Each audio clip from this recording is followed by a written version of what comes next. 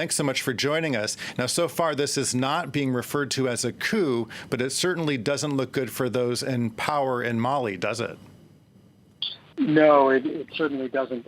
We could debate terminology. I think for me, this certainly seems like a coup, particularly now that the president and prime minister have been detained.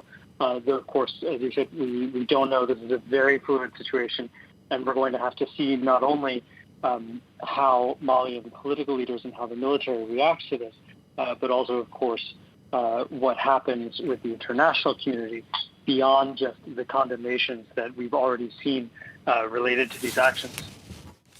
So what's behind the months of protests that we've been seeing against the government? Well, there are a number of factors that led to these protests. The initial kind of spark that generated the protest movement were the legislative elections in Mali in March and April, and the feeling that not only they happened under irregular circumstances, but that some of the results might have been fraudulent or then awarded fraudulently in ways that benefited the ruling party, the RPM. But there's a significant amount of discontent related to the worsening security situation in Mali, related to a sense of growing corruption in the country, poor governance, problems with education. So there really are a number of factors that helped give this fuel, even if the proximate cause were the legislative elections behind the protest movement that started in June. Now, as we mentioned, the UN has scheduled an emergency meeting for Wednesday. What do you think the international community can do in this situation?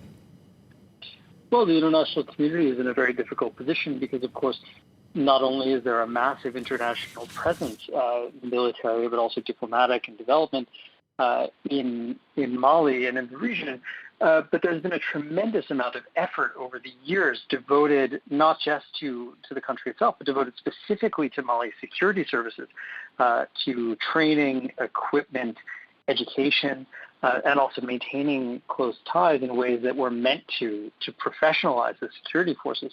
And so right now the international community largely has condemned these activities, but there's going to be a very complicated series of questions about what they can actually do and what steps they might be willing to take to try to reverse the situation or potentially punish these the military leaders who led this push.